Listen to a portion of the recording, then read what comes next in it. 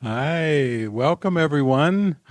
Welcome to all of our ministers, community, invited guests. It's going to be a real celebration tonight. There's Ricky. Hi, Ricky. Tonight's going to be a musical extravaganza.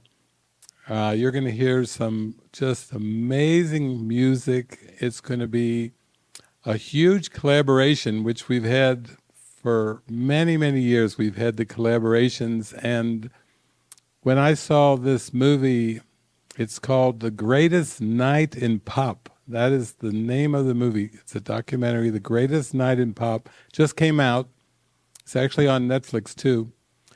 And I thought, this is a great teaching movie. This is a great movie for really starting to see how the Spirit orchestrates everything for joy.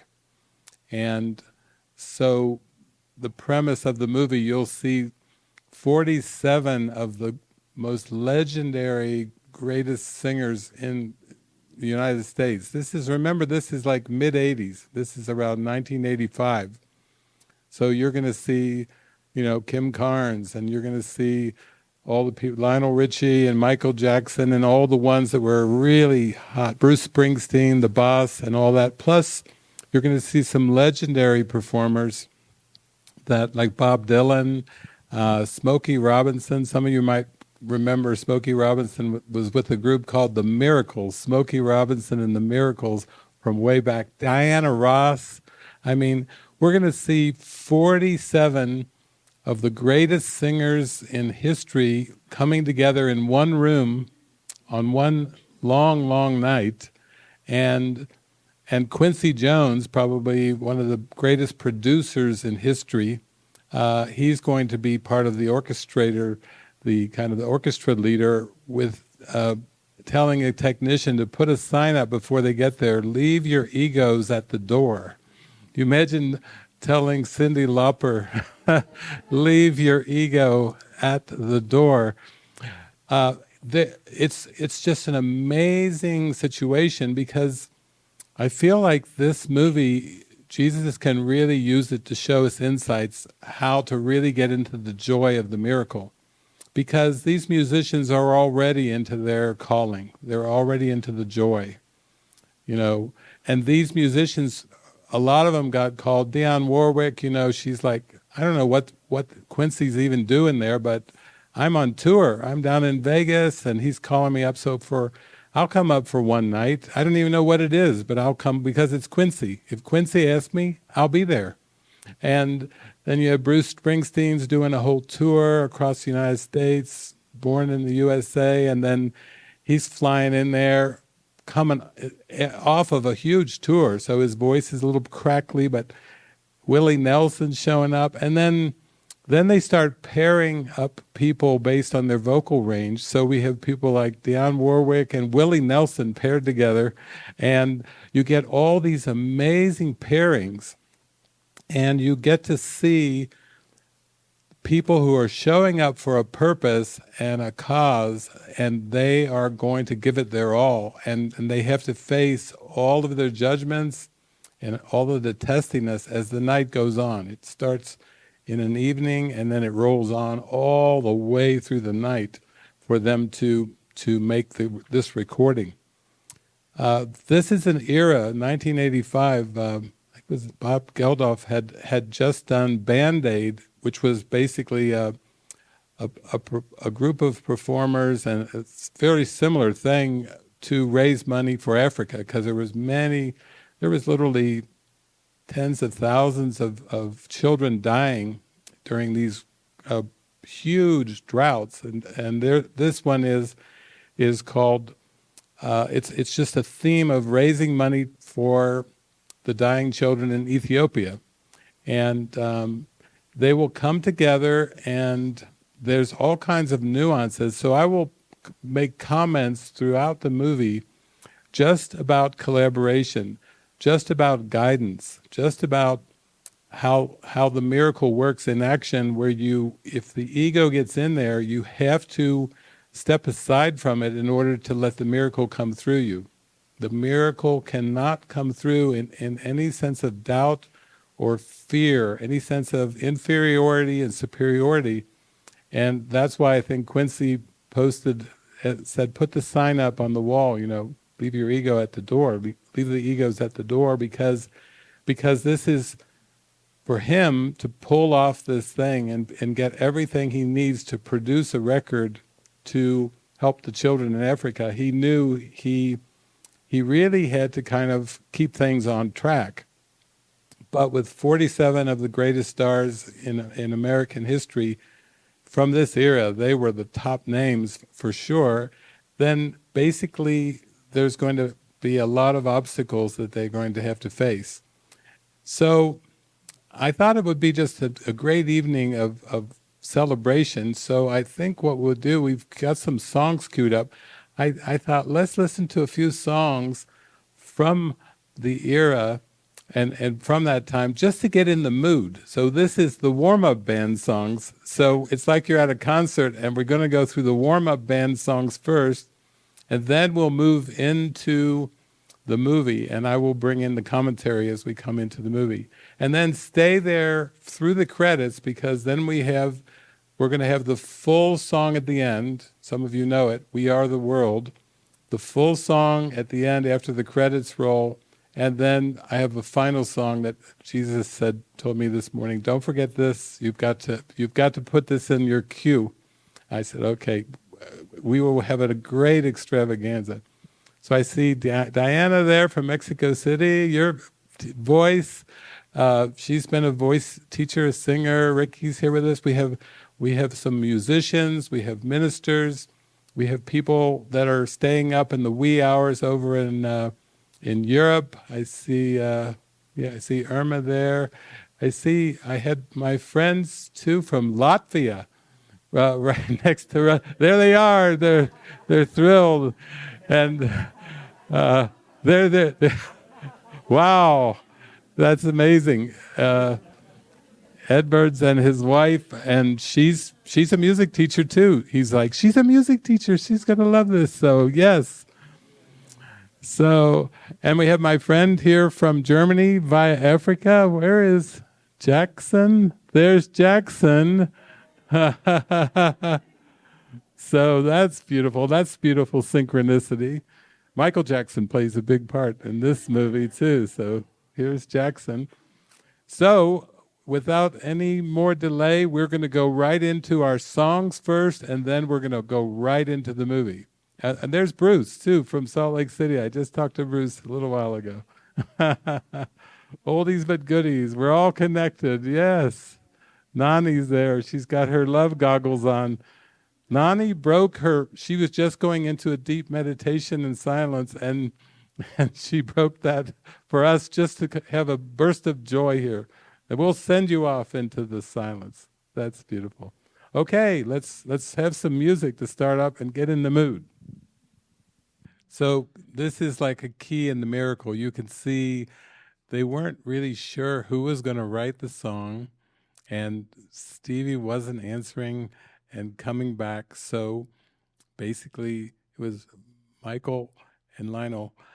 And then you can see that even Michael Jackson wasn't sure he was going to write the song, he was going to sing. This is the part of collaboration where you have to just have a big yes in your heart, and you don't really know how anything is going to go. But you have to have that big yes in your heart. And this is what opens the space for the miracle. This is where the miracle comes in. You start to actually really experientially feel you have no control over the world. Look at this setup here. It's the A&M, it's the A&M recording studio. Michael Jackson's there, Quincy. They got engineered lighting there, but the rest, or most of them, are all over Lionel Richie and American Music Awards, and they're just, he's winning awards. He's hosting the event. He's saying earlier in the day, I hope I don't fall asleep. And this is all just the preliminaries to come together. Not well rested, some of them are going to have to fly in from planes all over, coming from tours. Bruce Springsteen's coming right off of a tour. They're just saying yes to something that they're just going to give their heart to, and then you let the Spirit orchestrate the rest. And you can see that even within this month, all these people said, yes, yes, yes, I'll do it. And then they weren't even sure about the song, how it would be written, who would write it. And then, they're just actually doing the first recording of the song, and Stevie Wonder walks in and says, I'm ready, let's write the song.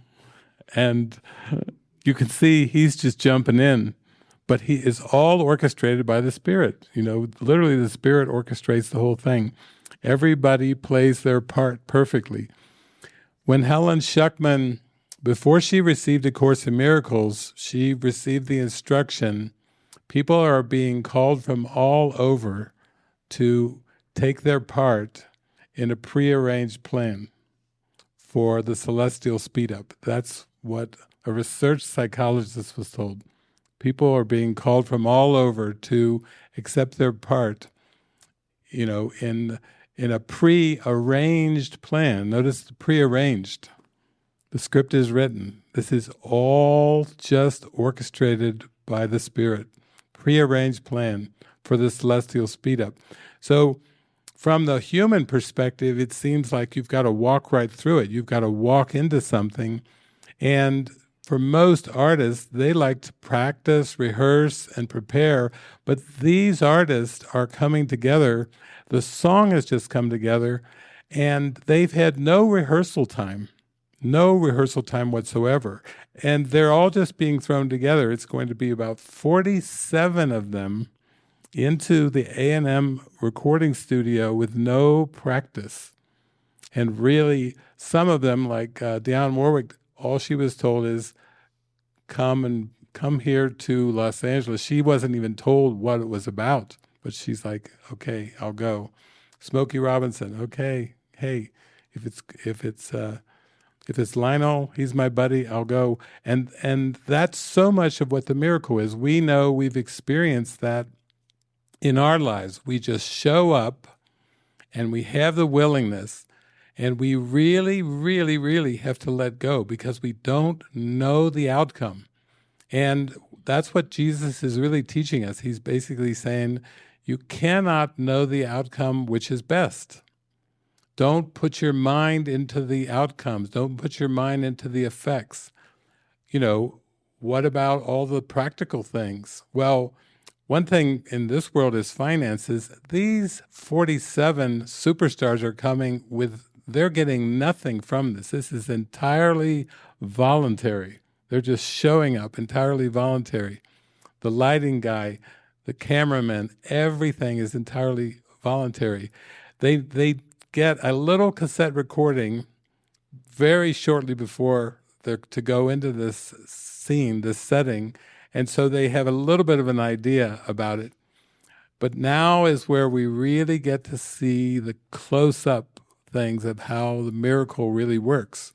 Because once they start coming in together, then you're going to see just the way that they interact is very much after they're kind of given the purpose, what this is about. Quincy, his Bob Geldof, kind of give them purpose. And then they look like they're like 4-year-old children after they're given the purpose. Like, oh yeah, we're here for a very big purpose. And that's the way with all of us. We're here for a huge purpose, that everything we think and say and do teaches the whole universe. None of us were told we would ever have to do anything where everything we think and say and do teaches the whole universe. It's a crucible. It's a crucible of forgiveness. It's a crucible of healing. It's a crucible of letting go, of letting the Spirit show the way, of taking over your body, literally the puppet, taking over the puppet and using the puppet for a much, much greater purpose than any human being can conceive. And so we're going through that now, and here you're going to see these beautiful artists go through it too. And what an inspiration it is to see how they interact with each other and how when the ego starts to flare up, they have to back down.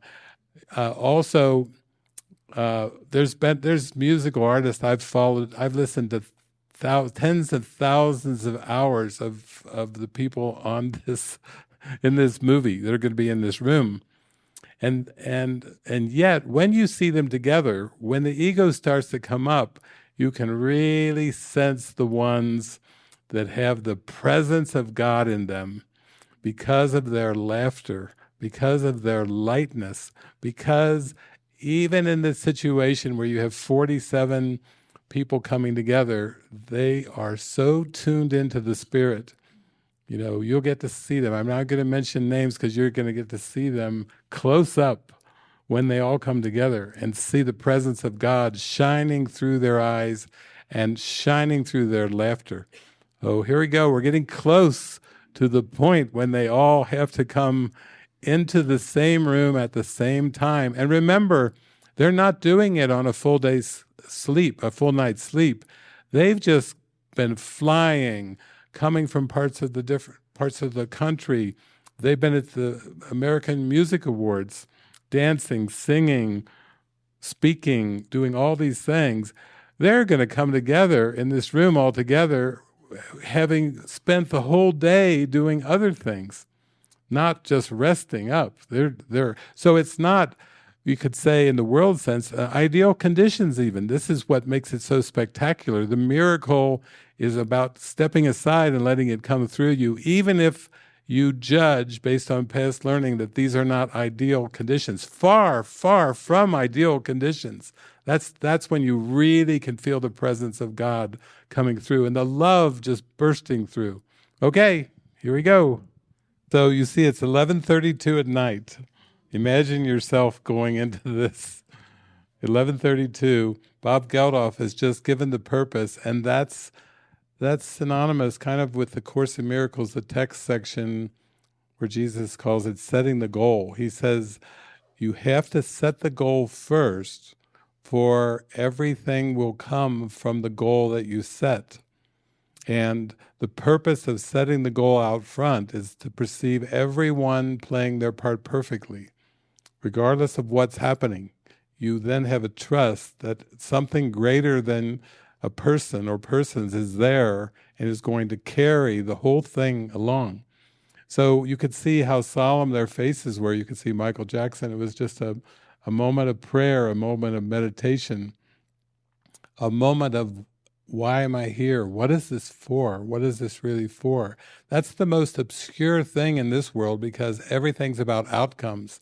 Everything's about achievements, connections, who's with who, all this crazy gossip stuff. It's all just a bunch of surface fluff, and the only way you can come through it is to keep coming back to what is it for, setting the goal. So as soon as the goal is set and they all feel what the purpose is, then they all come together.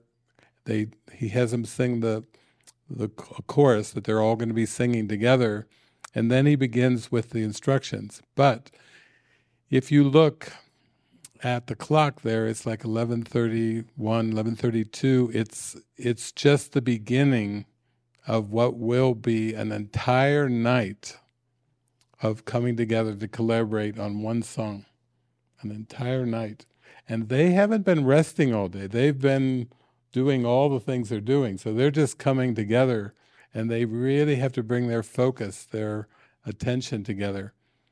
And the other thing is keeping things on task. You know, we know that nobody seems to like deadlines, and yet this is a very time-specific, you could say, collaboration or assignment, a very, very, very time-specific. And when you have such a specific kind of time assignment, then that's when the tension can come up. The bright lights are very hot. They get hungry. You know, there's movies made of people that are stranded in a desert or confined in a room.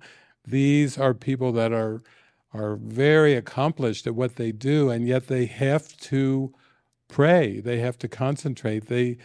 You will see many temptations arise now in these things.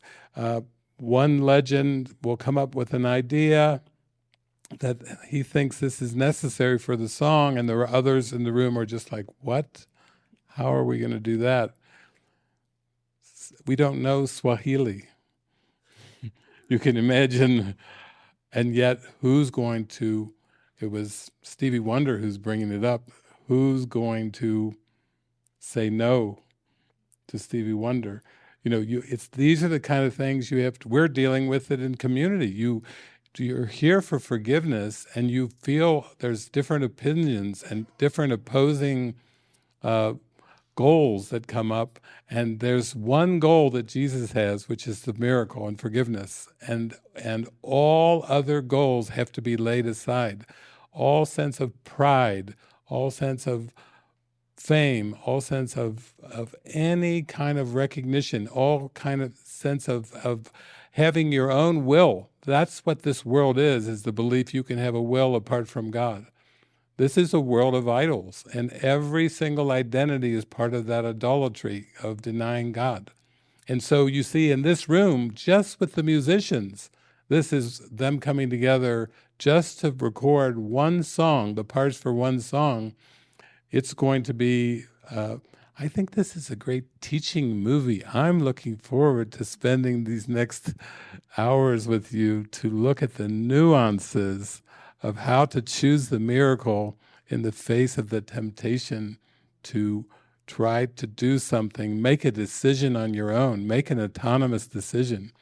Because these are superstars in their own right, and they are, mega hits. They have huge amounts of followers.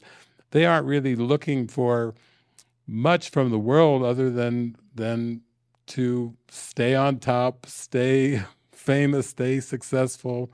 But here they're being called in a completely different purpose that has nothing to do with their careers. And that's the same with all of us that have been brought together. All of us watching this together have been called by God to the highest purpose that there is. And we know that the ego will try to throw obstacles in the way of achieving that purpose, of experiencing, of accepting that atonement, that correction, and it's going to throw everything to try to dissuade you from it. So here we go. Let's watch how Quincy and Lionel and the whole gang navigate this, because it's about 11:32, and they haven't even really begun all that they're going to go through. Now we're going to see a whole morning time with the backdrop of music for healing the mind. That's really what this is.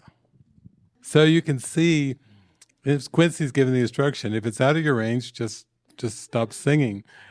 And you can see Bob Dylan's face. Bob Dylan is legendary. He was a poet. A lot of these singers grew up listening to Dylan. And so it's almost like they were saying, I just kind of shook his hand and walked away because they're intimidated. But you can see on his face, he doesn't fit in. Has anybody here felt that they don't fit into this world? Does anybody relate to Bob Dylan's face? Here's Bob Dylan. He's philosophical. He's deep. He's a poet. He's done concerts all over the world, and he sings in his own style, and he doesn't seem to care what people even think of his style. He's got a very, very, very different style. And now he's in a room with 47, and you can see it on his face, like, do I fit in? And that's what you got to face on the spiritual journey. Do I fit in? Even in spiritual community, the thoughts about fitting in, will I fit in? Am I making the grade? All these are just ego thoughts. And all of them are to be released. That's the purpose of it all.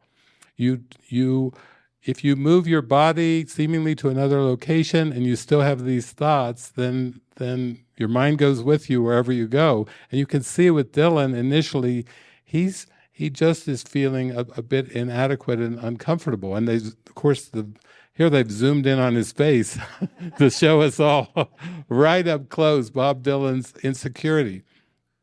But the beautiful thing is the Spirit has a way of carrying everything to the breakthrough. There will come a point in this movie, as we go much, much deeper into the night, where the Spirit will use just the right collaborations to bring that big smile on Bob's face, where he totally melts in the miracle. That's our purpose, is to bring that smile with whoever we meet in this world, wherever they are. If it could be in a cafe, it can be at a grocery store, a diner, it could be anywhere. It's to let go of the control of the situation, to be in the I don't know mind, but I am here to be truly helpful, to be so willing to just show up and to let the Spirit just come through you. That's what I liked about my travels around the United States and Canada for so many years, and then the world, because that's really where the rubber meets the road. You start to realize this isn't theological at all. This is not about religion. This is not about psychotherapy. This is not about anything but letting go and saying, Spirit, use me in this moment to bring joy. Bring joy. Bring the smile on the face. And we're going to see, even with Bob in this movie, you're going to see that smile crack open when he feels the love of God. And you will see it with a lot of them, because a lot of them, when things start to get testy, when there starts to be opinions shared, alternate versions of how the song should go, all kinds of things that could derail the whole project, you're going to notice some of them have just the biggest smile on their face, like they love being in the moment and they don't really care about anything else except the love of the moment. And when I was watching this, it brought tears to my eyes just watching. In the middle of testy moments, you see these smiling faces, these glowing faces of the ones that are really not plugged in to the whole situation. They're totally above the battleground. They're totally beyond this world, and they're totally in their miracle working function, which actually isn't singing. For them, it's literally being the love, being the love of God, being the love of the Christ. That's really what this is all about. It's not about the form. It's not about even the skills and abilities. It's just about the love. So here we go. We get to really watch their faces close up as like a group in kindergarten. They start to navigate and practice really opening their hearts up and connecting. We call it add-ons. When you are collaborating for God and somebody comes up with an add-on, it doesn't even matter if it's Stevie Wonder. It doesn't matter what the add-on comes through, but when that add-on comes in, you could just see it on the looks of the faces of the people. And Waylon Jennings, a good old country boy, he's, I'm out of here now. So there they go. They've lost the first one, the Swahili idea. And there's actually a part in the course, in the text, where Jesus says, every moment of every day, every second of every day, you try to add something to the script. And he's talking about the ego. Every single second of the day, he's speaking to the ego, you try to add something to the script. This same script that is written, this same script is part of all things work together for good. This same script where there are no exceptions except in the ego's judgment, where everything is in perfect divine order and the simultaneous view of this world, but the ego is going to try to add a little pinch of autonomy, a little pinch of my way, a little pinch of, I think it'd be better if we had Swahili. And here's Waylon Jennings is like, wow, it's hot. It's been a long day. I'm in with this group of people. I love you all, man, but he's not. And here's the technicians on. Waylon's not going to be singing Swahili. And you could just see the looks on Bruce Springsteen, all of them, Cyndi Lauper, they were just like, what? And this is what you deal with in spiritual awakening. You have to realize that I know mind, that mind that's based on the past, that mind that has preferences, that mind that thinks it knows best, is going to try to add something to the script of this world. Instead of just pausing completely and saying, that's the lesson for today. I have invented the world I see. I'm stepping back here, and I'm going to let the Holy Spirit write the meaning on the world for me. All it takes is one instant where you step back and you say, Holy Spirit, it's yours.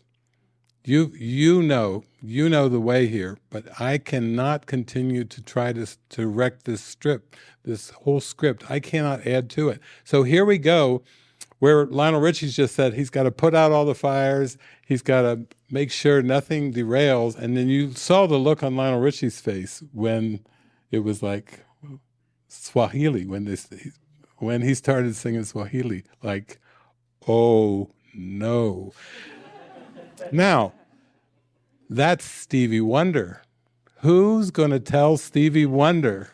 Who's going to tell Stevie Wonder at a song that's being made for Africa, for Ethiopia? Who's going to tell Stevie Wonder? Eric likes this, he likes, sometimes you're like, I think I know what I'm doing here, and it's like, wait a minute, who's going to tell? Who's going to tell Stevie Wonder? No. You see the people pleasing, how deep it goes?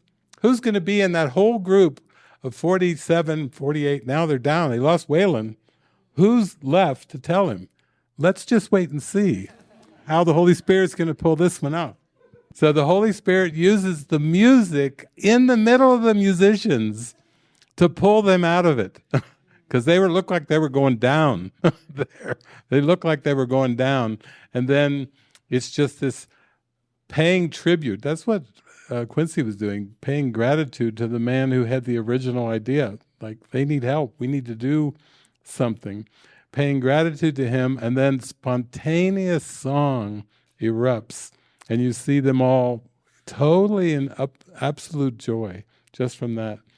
But that's the whole point. That's why you can't know what's best.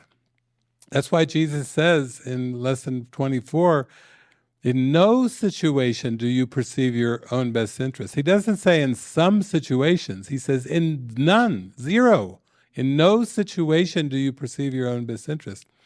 But when you don't perceive your own best interest and you're willing, then he tells you in lesson 25, everything is for your own best interest. In other words, everything that seems to occur is for your own best interest. God is for you.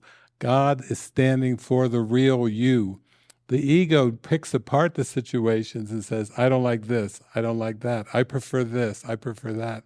That's the ego that's trying to dissect the perfection of this moment and the simultaneity of this moment with no past and no future. It's just all right here, right now. And you can see the energy of it when they all start singing.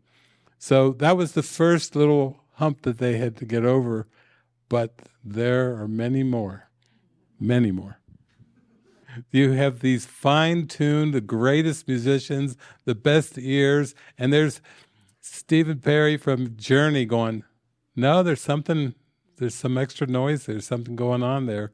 So they could feel it intuitively, and then now they try to figure out what is going on before they finally, someone's intuitive enough to realize it's the jewelry that she's wearing.